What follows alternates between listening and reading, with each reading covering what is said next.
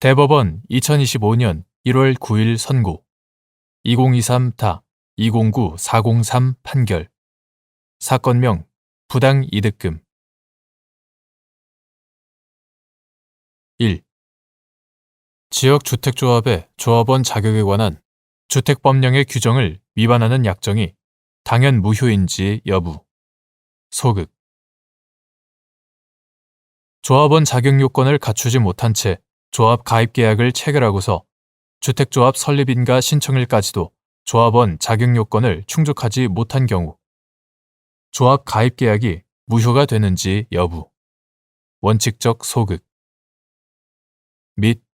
조합 가입 계약을 체결하였으나 그 당시는 물론 주택조합 설립인가 신청일까지도 조합원 자격 요건을 충족하지 못하여 조합원 지위를 취득하지 못한 경우 주택조합 설립인가 신청일 이후 이행기가 도래하는 분담금을 납부할 의무를 면하는지 여부 적극 지역주택조합의 조합원 자격에 관한 주택법령의 규정은 효력 규정이라고 할 수 없어 당사자 사이에 이를 위반한 약정을 하였다고 하더라도 그 약정이 당연히 무효라고 할 수는 없다. 조합원 자격 요건을 갖추지 못한 채 조합 가입 계약을 체결하고서 주택조합 설립인가 신청일까지도 조합원 자격 요건을 충족하지 못하였다고 하더라도 특별한 사정이 없는 한 조합 가입 계약이 무효가 되는 것은 아니다. 또한 조합 가입 계약을 체결하였으나 그 당시는 물론 주택조합 설립인가 신청일까지도 조합원 자격 요건을 충족하지 못하여 조합원 지위를 취득하지 못한 경우 그 효력은 장래에 향해서만 미치므로 그와 같은 사람은 주택조합 설립인가 신청일 이후 이행기가 도래하는 분담금을 납부할 의무를 면하지만 그 전에 발생하여 이행기가 도래한 분담금은 이를 납부할 의무가 있다. 2. 갑이 을 지역주택조합과 조합 가입 계약을 체결하고 계약금 및 분담금을 납부하였는데 갑이 조합 설립인가 신청일까지도 조합원 자격 요건을 갖추지 못하여 조합원 지위를 취득하지 못하였고 이에 갑이 을 조합을 상대로 조합 가입 계약이 무효라는 이유로 기존에 납부한 분담금 중 1차, 2차 계약금 상당의 부당이득 반환을 구한 사안에서 을 조합의 조합 설립인가 신청일 전에 이행기가 도래한 분담금인 1차 계약금에 대해서는 을 조합의 조합 설립인가 신청일 후에도 여전히 갑의 납부 의무가 존재하는 바 갑이 이러한 납부 의무를 이행한 것을 두고 법률상 원인 없는 부당이득으로서 반환의 대상이 된다고 볼 수 없는데도 을 조합의 조합 설립인가 신청일에 그때까지 이행기가 도래하였는지 여부와 관계없이 갑의 조합 가입 계약에 따른 일체의 분담금 납부 의무가 소급적으로 소멸함을 전제로 을 조합의 갑에 대한 부당이득 반환 의무를 인정한 원심 판단에 법리 오해에 잘못이 있다고 한 사례.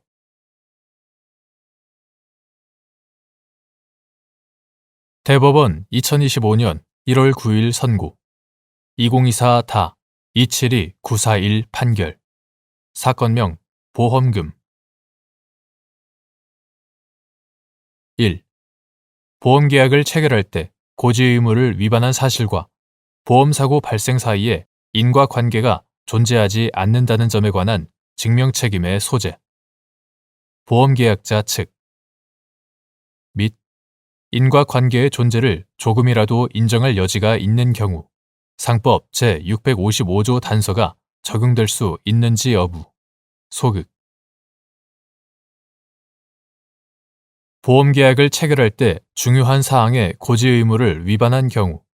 고지 의무를 위반한 사실이 보험사고 발생에 영향을 미치지 아니하였다는 점, 즉 보험사고의 발생이 보험계약자가 불고지하였거나 부실고지한 사실에 의한 것이 아니라는 점이 증명된 때에는 상법 제655조 단서의 규정에 따라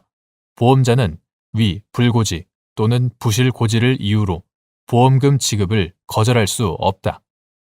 그러나 위와 같이 고지 의무를 위반한 사실과 보험사고 발생 사이에 인과관계가 존재하지 않는다는 점에 관한 증명 책임은 보험계약자 측에 있으므로 만일 그 인과관계의 존재를 조금이라도 인정할 여지가 있으면 위 단서는 적용되어서는 안 된다. 2. 갑이 을 보험회사와 피보험자를 갑의 약혼자인 병으로 보험 수익자를 갑으로 하는 보험계약을 체결하면서 병이 보험계약 체결 직전 입원 치료를 받은 사실과 보험계약 체결 당일 진료 의뢰서를 발급받은 사실이 있는데도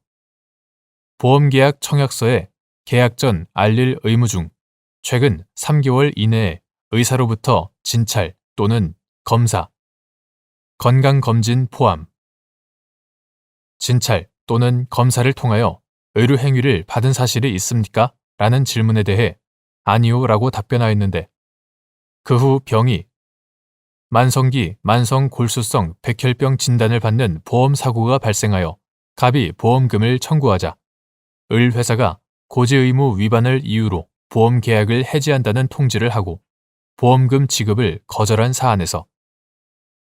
재반 사정에 비추어 위 입원 치료 사실 및 진료 의뢰서 발급 사실과 보험사고 발생 사이에 인과관계가 존재한다고 인정할 여지가 있어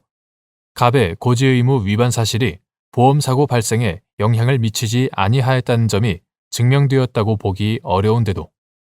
갑의 보험금 청구에 상법 제655조 단서가 적용된다고 판단하여 을 회사의 보험금 지급 책임을 인정한 원심 판단에 법리 오해 등의 잘못이 있다고 한 사례.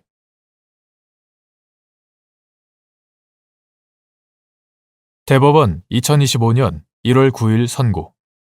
2019-2 35763 판결 사건명 정보 비공개 처분 취소 등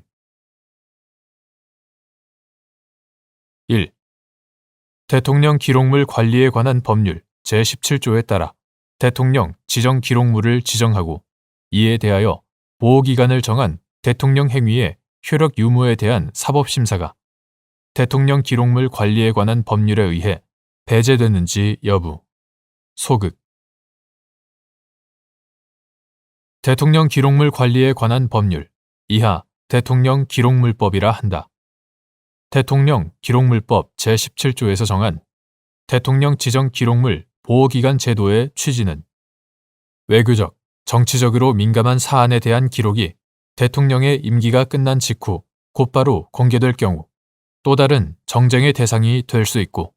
그 때문에 대통령이 임기 내에 민감한 사안에 관하여 기록 자체를 생산하지 않을 수 있으므로 대통령이 지정한 일정한 범위의 기록물에 대하여는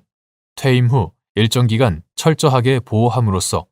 대통령의 원활한 기록 생산을 도모하려는 데에 있다. 그런데 보호기간이 정해진 대통령 지정 기록물이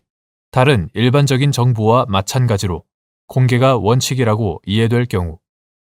위와 같은 대통령 지정 기록물 보호기간 제도의 취지에 역행하는 결과가 초래될 수 있다.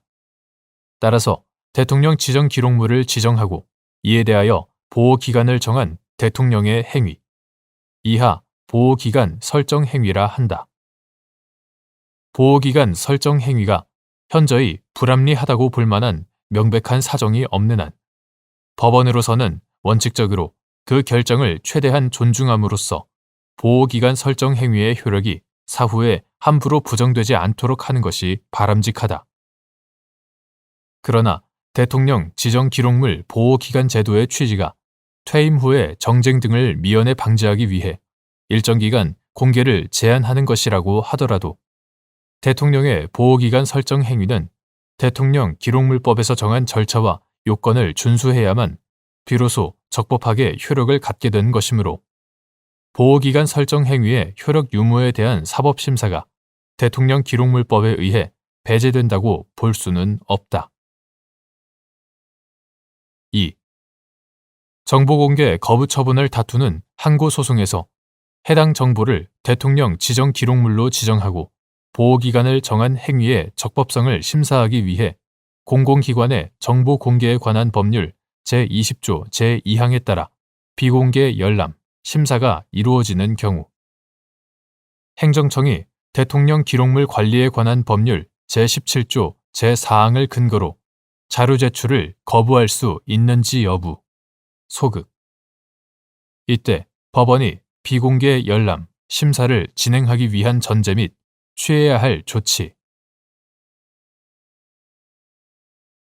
대통령 기록물 관리에 관한 법률 이하 대통령 기록물법이라 한다. 대통령 기록물법 제17조 제4항은 보호기간이 정해진 대통령 지정 기록물의 경우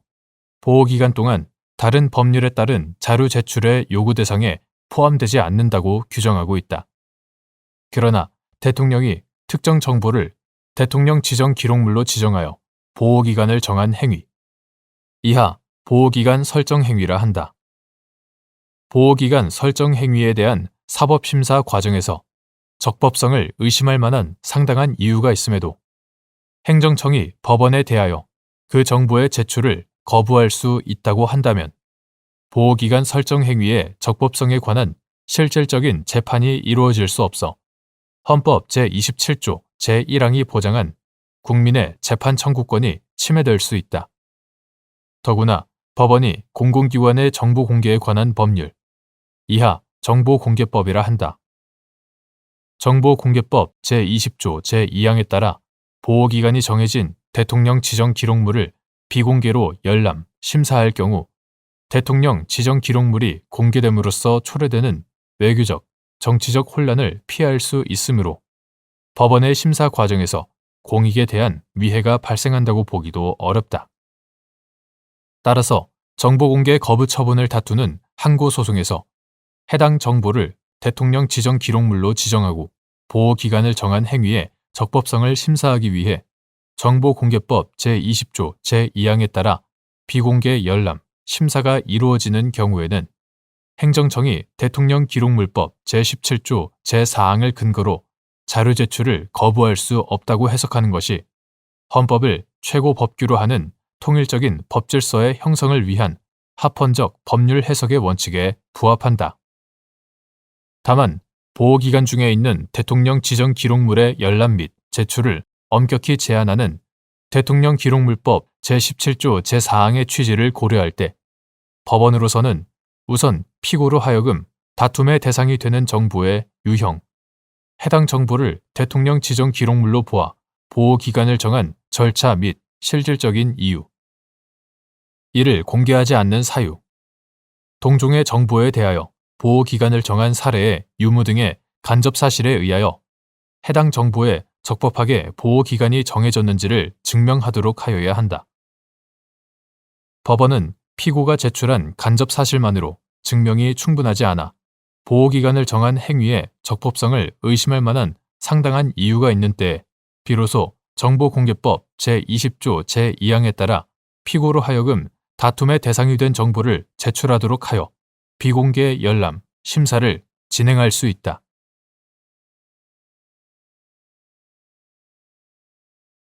대법원 2025년 1월 9일 선고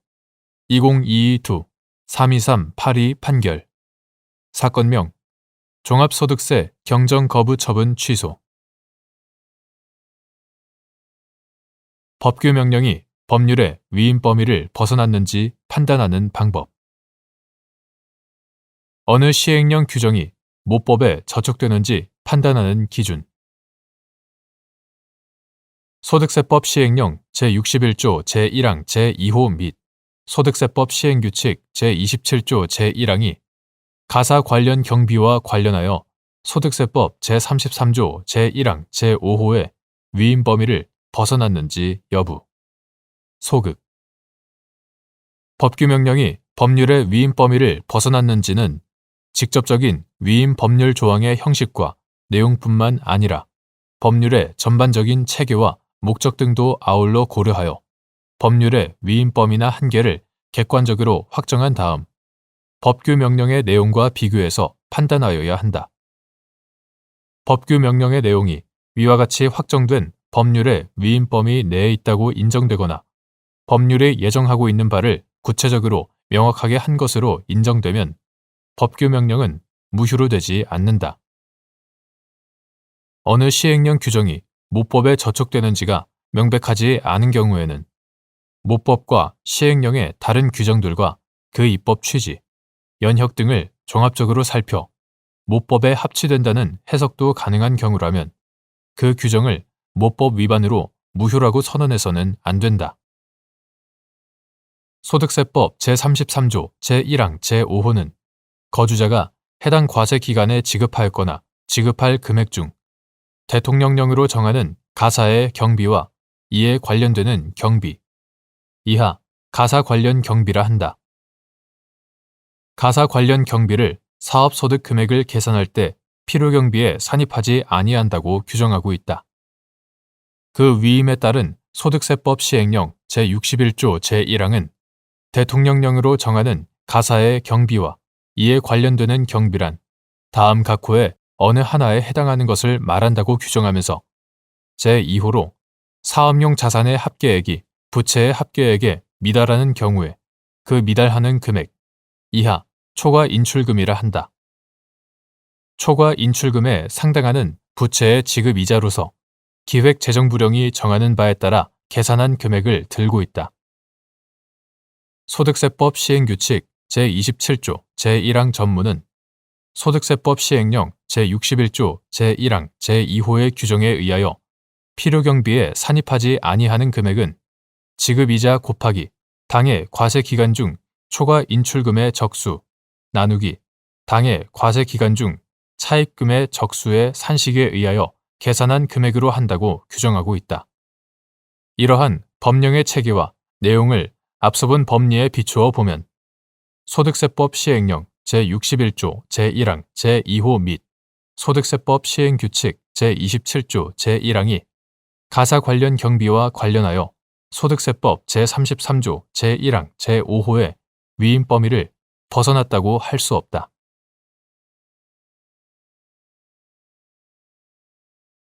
대법원 2025년 1월 9일 선고 2022 후 108-14 판결 사건명 등록 무효 특 1. 청구인 적격이 없는 자가 특허 무효 심판을 청구한 경우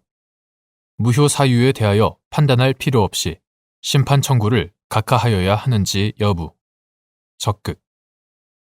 및 심판 청구인이 무권리자의 출원을 무효 사유로 한 특허 무효 심판을 청구할 수 있는 특허를 받을 수 있는 권리를 가지는 정당한 권리자에 해당하는지 판단하는 기준 시점 심결시 발명을 한 사람 또는 그 승계인은 특허법에서 정하는 바에 따라 특허를 받을 수 있는 권리를 가진다.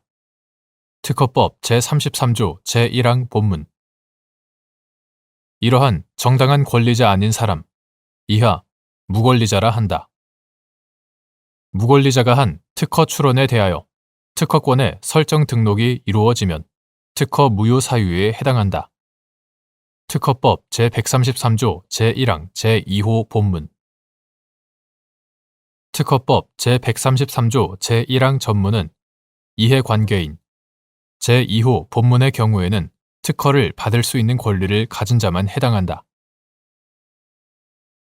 이해관계인 또는 심사관은 특허가 다음 각호의 어느 하나에 해당하는 경우에는 무효 심판을 청구할 수 있다라고 규정하고 있으므로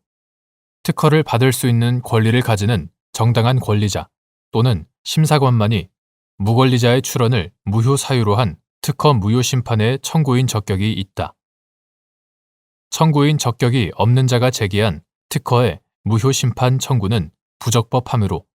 무효 사유에 대하여 판단할 필요 없이 심판 청구를 각하하여야 한다.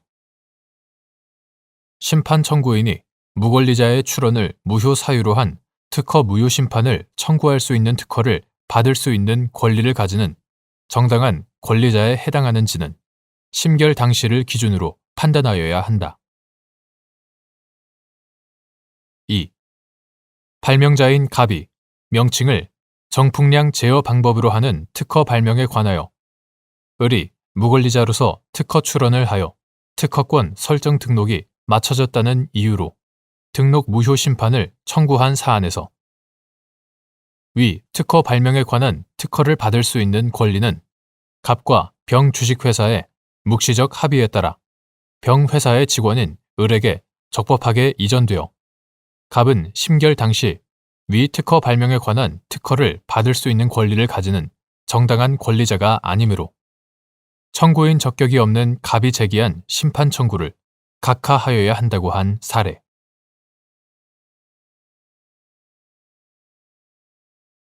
대법원 2025년 1월 9일 선고 2022도 3103 판결 사건명 경매방해 등 1. 경매방해죄의 성립 요건으로 결과의 불공정이 현실적으로 나타난 것을 요하는지 여부. 소극. 경매방해죄에서 경매의 공정을 해하는 행위의 의미 및 이에 해당하는지를 판단하기 위한 법원의 심리 방법. 경매방해죄는 위계 또는 위력, 기타의 방법으로 경매의 공정을 해하는 경우에 성립하는 추상적 위헌범으로서 결과의 불공정이 현실적으로 나타난 것을 요하지 아니한다. 여기서 경매의 공정을 해하는 행위란 공정한 자유 경쟁을 방해할 염려가 있는 상태를 발생시키는 것으로서 가격을 결정하는 데 있어서뿐 아니라 적법하고 공정한 경쟁 방법 자체를 해하는 행위를 포함한다. 법률적으로 경매 결과에 영향을 미칠 수 있는 행위뿐 아니라 경매에 참가하려는 자의 의사 결정에 사실상 영향을 미칠 수 있는 행위도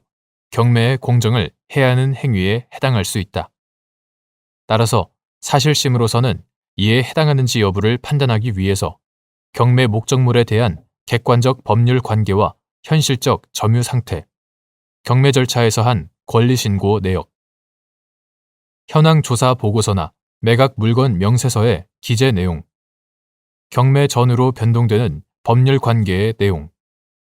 소멸되거나 인수되는 권리의 유무 및 그러한 권리 외관의 존부 등을 종합적으로 살펴 피고인의 행위가 법률적으로 경매 결과에 영향을 미치거나 경매에 참가하려는 자의 의사결정에 사실상 영향을 미칠 수 있는 것인지 여부를 충실히 심리하여야 한다. 그럼에도 이에 이르지 않고 경매 목적물에 관한 권리의 객관적 성격과 민사집행법 등 관련 법령이 정한 바에 따른 경매 전후의 권리 변동에 관한 법률적인 평가에만 터잡아 곧바로 경매방해죄의 성립을 긍정하거나 부정하는 것은 경매방해죄 인정에 필요한 심리를 다하지 않은 것으로 보아야 한다. 2. 피고인이 관련 부동산 강제 경매 사건에서 갑에게 임대차 보증금을 지급하고 갑 소유의 빌라를 임차하였다는 내용으로 허위 작성된 부동산 임대차 계약서, 위 경매 절차에 대한 개시 결정 후 만든 것. 임대차 계약서를 첨부한 권리신고 및 배당 요구 신청서를 법원에 제출함으로써 허위의 임대차 계약서를 작성하여 대항력 있는 주택 임차인인 것처럼 경매 법원에 신고하여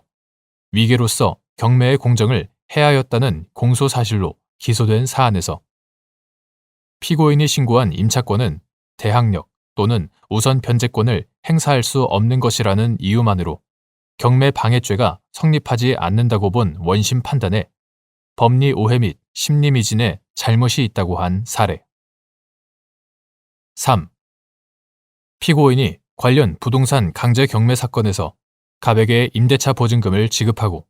갑 소유의 빌라를 임차하였다는 내용으로 허위의 부동산 임대차 계약서, 위 경매 절차에 대한 개시 결정 후 만든 것, 허위의 부동산 임대차 계약서를 작성한 다음 허위 임대차 보증 채권을 가지고 있다는 취지의 권리신고 및 배당 요구 신청서를 제출하는 방법으로 법원을 기망하여 배당금을 편취하려다가 경매 신청이 기각되는 바람에 뜻을 이루지 못하였다는 사기미수의 공소사실로 기소된 사안에서 첫 경매 개시 결정 등기 전까지 대항 요건과 확정일자를 모두 갖추어야만 우선 변제권이 인정된다는 전제에서 공소사실을 무죄로 판단한 원심 판결에 법리 오해 및 심리미진에 잘못이 있다고 한 사례.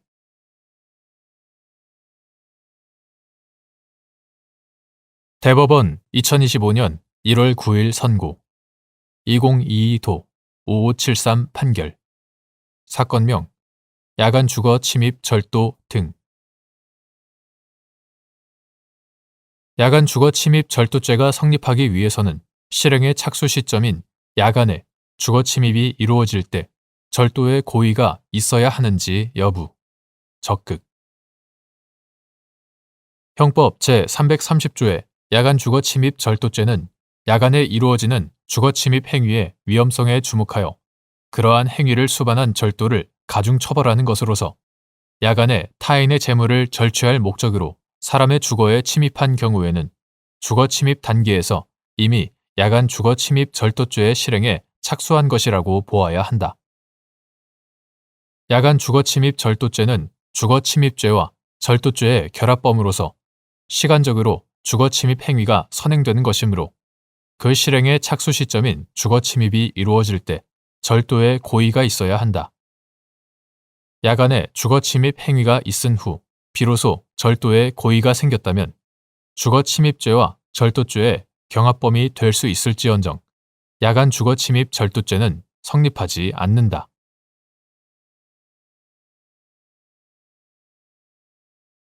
대법원 2025년 1월 9일 선고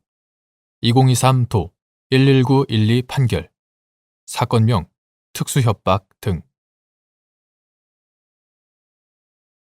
지속적 또는 반복적으로 이루어진 일련의 스토킹 행위에 흉기 또는 그 밖에 위험한 물건을 휴대하거나 이용하여 저지른 스토킹 행위가 포함되어 있는 경우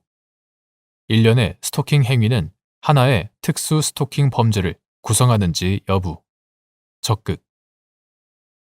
이러한 경우 피해자가 처벌을 희망하지 않더라도 구 스토킹 범죄의 처벌 등에 관한 법률 제18조 제3항이 적용되는지 여부, 소극. 구 스토킹 범죄의 처벌 등에 관한 법률 2023년 7월 11일 법률 제19518호로 개정되기 전의 것 이하 구 스토킹 처벌법이라 한다. 구 스토킹 처벌법은 제2조 제2호에서 스토킹 범죄를 지속적 또는 반복적으로 스토킹 행위를 하는 것으로 정의하고 제18조 제1항에서 스토킹 범죄를 형사처벌 대상으로 규정하면서 같은 조 제2항에서는 흉기 또는 그 밖에 위험한 물건을 휴대하거나 이용하여 저지른 스토킹 범죄, 이하 특수 스토킹 범죄라 한다. 특수 스토킹 범죄를 가중 처벌하도록 정하고 있다. 이러한 구 스토킹 처벌법의 문헌 및 체계, 특수 스토킹 범죄를 가중 처벌하는 취지 등에 비추어 보면 지속적 또는 반복적으로 이루어진 일련의 스토킹 행위에 흉기 또는 그 밖에 위험한 물건을 휴대하거나 이용한 스토킹 행위가 포함되어 있는 경우 그러한 일련의 스토킹 행위는 하나의 특수 스토킹 범죄를 구성한다고 봄이 타당하다. 한편 구 스토킹 처벌법 제18조 제3항은 같은 조 제1항 위반죄만을 반의사 불벌죄로 정하고 특수 스토킹 범죄는 반의사 불벌죄로 규정하지 아니하는 바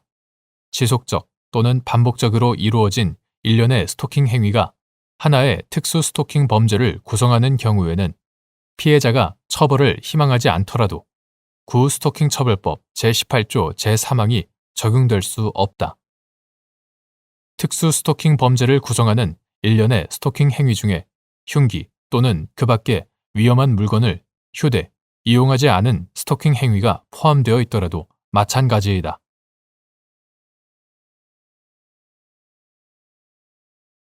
대법원 2025년 1월 9일 선고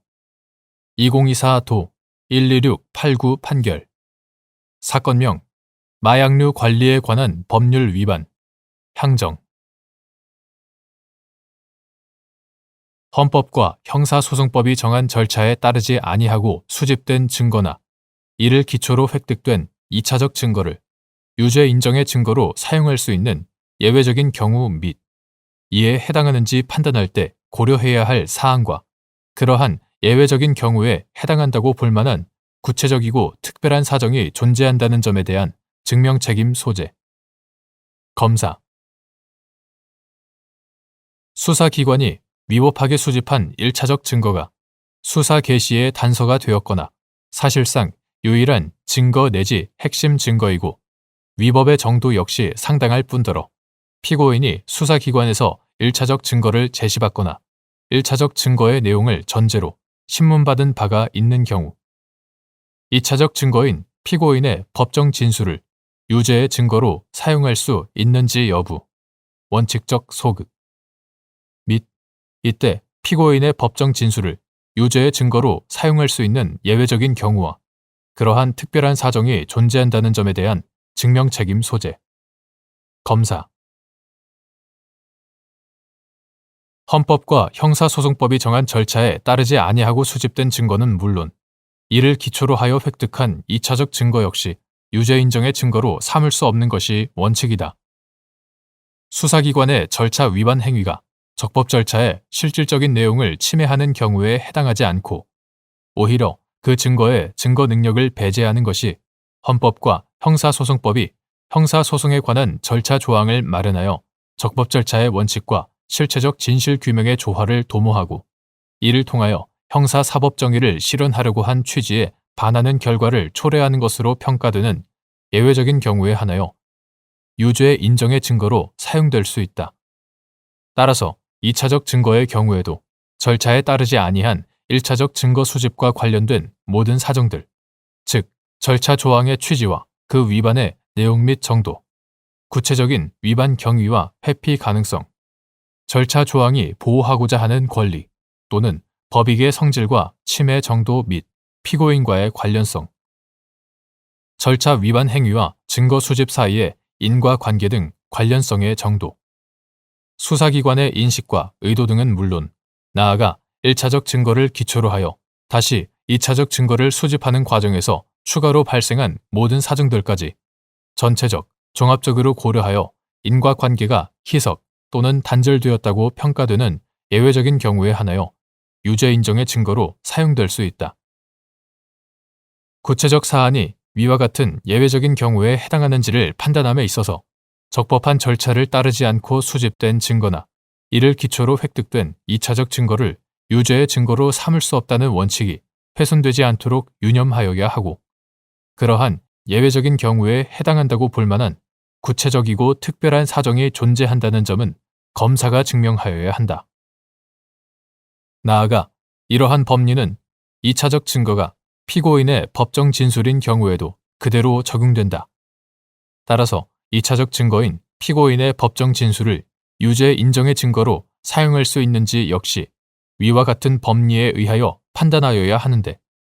특히 수사기관이 위법하게 수집한 1차적 증거가 수사 개시의 단서가 되었거나 사실상 유일한 증거 내지 핵심 증거이고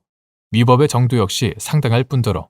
피고인이 수사기관에서 1차적 증거를 제시받거나 1차적 증거의 내용을 전제로 신문받은 바가 있다면 특별한 사정이 없는 이상 법정 진술도 1차적 증거를 직접 제시받고 한 것과 다름없거나 적어도 1차적 증거의 존재를 전제로 한 것으로 볼 수 있으므로 이는 절차 위반 행위와의 인과관계의 희석 또는 단절을 인정하기 어려운 정황에 속한다. 이러한 경우더라도 피고인의 법정 진술이 다른 독립된 증거에서 기인하는 등 1차적 증거와 무관하게 이루어졌다고 평가된다면 인과관계의 희석 또는 단절을 인정할 수 있으나 그러한 특별한 사정이 존재한다는 점은 검사가 증명하여야 한다.